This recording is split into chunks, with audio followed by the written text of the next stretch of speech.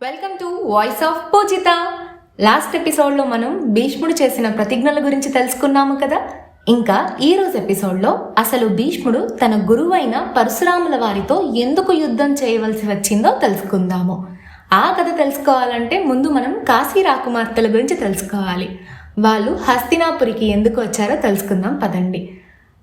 హస్తినాపురి రాజైన విచిత్రవీర్యుడికి పెళ్లి చేయాలనుకుంటారు. అప్పుడే కాశీరాజు తన ముగ్గురు కుమార్తెలకు అంటే అంబ, అంబిక, అంబాలికకు స్వయంవరం అని ప్రకటించారు. అది తెలుసుకున్న కురువంశం వారు అక్కడికి భీష్ముడిని పంపిస్తారు.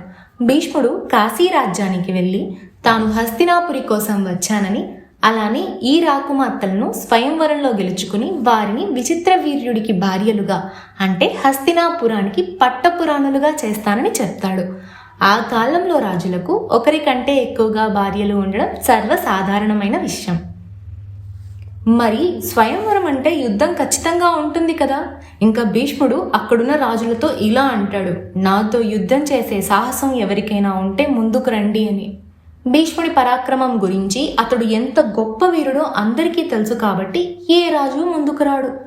కానీ ఒక రాజు మాత్రం భీష్ముడితో యుద్ధానికి సిద్ధమవుతాడు. అతడే సాల్వ మహారాజు. వారి మధ్య జరిగిన ఆ యుద్ధంలో గెలిచేది ఎవరనుకుంటున్నారు? ఇంకెవరు, గంగాపుత్రుడు భీష్ముడే. ఇక భీష్ముడు స్వయంవరంలో గెలిచాడు కాబట్టి ఆ రాకుమార్తెలను తీసుకుని హస్తినాపురికి వెళ్తాడు. హస్తినాపురికి వెళ్ళగానే అంబ అంటే కాశీరాజు పెద్ద కూతురు సత్యవతీదేవిని చూసి పెద్దగా ఏడుస్తుంది.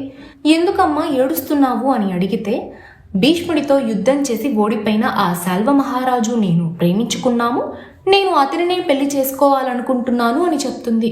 అప్పుడు సత్యవతీదేవి అంబను సాల్వ మహారాజు దగ్గరికి వెళ్ళి అతనినే పెళ్లి చేసుకోమని చెప్తుంది.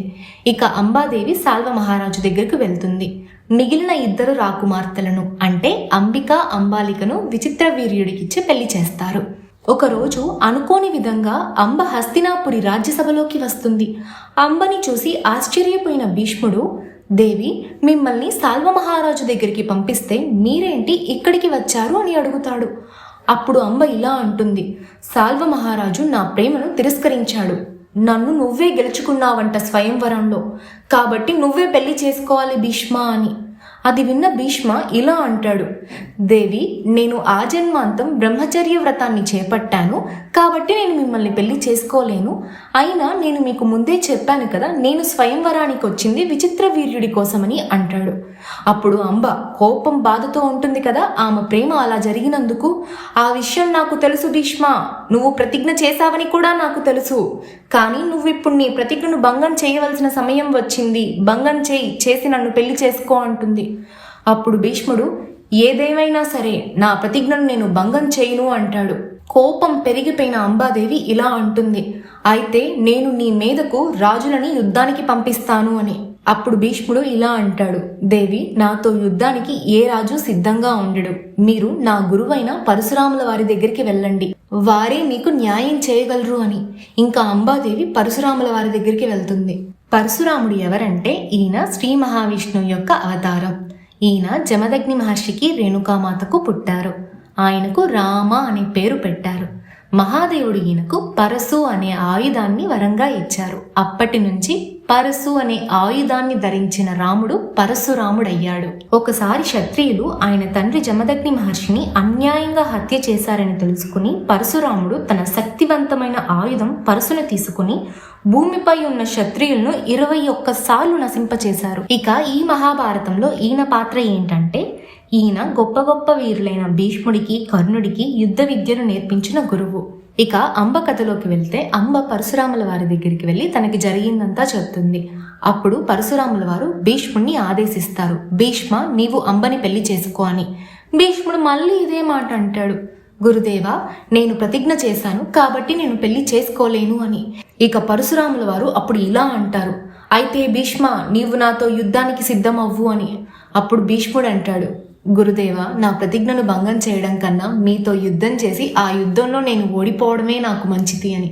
ఇక వారిద్దరి మధ్యలో యుద్ధం జరుగుతుంది. ఆ యుద్ధం 20 రోజులకు పైగా జరుగుతుంది. ఇక వారి మధ్యలో ఎన్నో అస్త్రాలను ఉపయోగిస్తారు. చివరికి బ్రహ్మాస్త్రం కూడా ఉపయోగించే సమయానికి నారద ముని కొంతమంది దేవతలు అక్కడికి వచ్చి, మీరు తక్షణమే ఈ యుద్ధాన్ని ఆపేయండి, లేకపోతే భూమండలం మొత్తం నాశనమయ్యే అవకాశం ఉంది అని చెప్తారు. అప్పుడు వాళ్ళిద్దరూ ఆ యుద్ధాన్ని విరమించుకుంటారు. ఇక అప్పుడు పరశురాముల వారు అంబతో చెప్తారు, అంబ, భీష్ముడి పక్షాన ధర్మం ఉంది కాబట్టి భీష్ముడిని ఎవరు ఓడించలేరు అని. కానీ అంబాదేవి కోపం చల్లారదు. ఆమె కోపం ప్రతీకారంగా మారుతుంది. ఆమె శివుడికి ఘోర తపస్సు చేస్తుంది. శివుడు ఆ తపస్సుకు మెచ్చి ఆమెకు ఒక వరాన్ని ఇస్తాడు. వచ్చే జన్మలో ఆవిడే భీష్ముడి చావుకు కారణం కాగలదు అని. ఆవిడ శిఖండినిగా జన్మిస్తుంది వచ్చే జన్మలో. ఆ కథని మనం మున్ముందు తెలుసుకోబోతున్నాము. ఇంకా ఇప్పుడు హస్తినాపురంలో ఇంకొక విషాదం, అదే విచిత్ర వీర్యుడి మరణం. విచిత్ర వీర్యుడికి చిన్నప్పటి నుంచి రాజ్యం మీద, యుద్ధం మీద కన్నా మద్యం మీదే మక్కువ ఎక్కువగా ఉండేది. కాబట్టి ఆయన ఒక వ్యాధితో చనిపోతారు. అప్పటికి వారికి పిల్లలు కూడా ఉండరు. ఇక హస్తినాపురికి రాజెవరు, రాజ్యానికి వారసులెవరు అనే సమస్య ఎదురైంది కురువంశం వారికి. ఎందుకంటే శంతన మహారాజు చనిపోయాడు. భీష్ముడేమో రాజవనని పెళ్లి చేసుకోనని ప్రతిజ్ఞ చేశాడు. చిత్రాంగదుడు మరణించాడు. ఇంకా ఇప్పుడు విచిత్ర వీర్యుడు కూడా మరణించాడు. రాజ్యానికి వారసులు కూడా లేకముందే ఇక హస్తినాపురి గందరగోళం అయిపోయింది.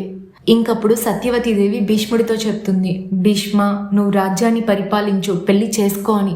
భీష్ముడు మళ్ళీ ఇదే మాట అంటాడు, అమ్మా, నేను ప్రతిజ్ఞ చేశాను, భంగం చేయను అని. ఇక భీష్ముడు రాజ్య వారసుల కోసం ఒక ఉపాయం చెప్తాడు.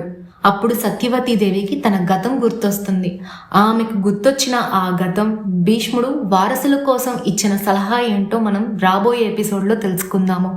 ఇంకా ఈరోజు ఎపిసోడ్ గురించి మాట్లాడుకున్నట్లయితే, చూశారు కదా, భీష్ముడు అంబ వచ్చి పెళ్లి చేసుకోమన్నా ప్రతిజ్ఞను భంగం చేయనంటాడు. గురువుతో యుద్ధమైనా చేస్తాను కానీ ప్రతిజ్ఞా భంగం చేయనంటాడు. రాజ్య పరిస్థితి అలా అయిపోయినా అప్పుడు కూడా పెళ్లి చేసుకోను, నా ప్రతిజ్ఞే నాకు ముఖ్యం అంటాడు. అంటే ఒక మాట ఇచ్చాక ఆ మాటని ఎలా నిలబెట్టుకోవాలో మనం భీష్ముని చూసి నేర్చుకోవాలేమో కదా. మీ అందరికీ ఏమనిపించిందో కింద కామెంట్ బాక్స్లో కామెంట్ చేయండి. అలాగే ఈ వీడియో నచ్చినట్లయితే లైక్ చేయండి, సబ్స్క్రైబ్ చేయండి. ఇట్లు మీ పూజిత.